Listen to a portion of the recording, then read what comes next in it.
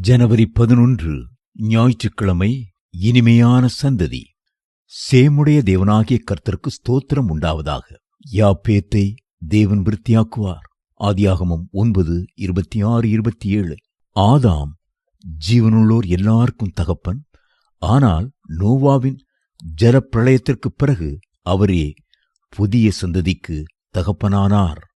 வேதம் சொல்லுகிறது, இவர்களே தங்கள் தேசங்களிலும் தங்கள் ஜாதிகளிலும் உள்ள தங்கள் வம்சங்களின் படியையும் தங்கள் பாஷைகளின் படியையும் சேமுடைய சந்ததியார். தங்கள் ஜாதிகளிலுள்ள தங்களுடைய சந்ததிகளின் படியே நோவாவுடைய குமாரரின் வம்சங்கள் இவைகளே. ஜலப்பிரளயத்திற்கு பின்பு இவர்களால் பூமியிலே ஜாதிகள் பிரிந்தன. ஆதியாகமம் 10:31-32. மாம்ச பிரகாரமான சந்ததியும் உண்டு, ஆவிக்குரிய சந்ததியும் உண்டு.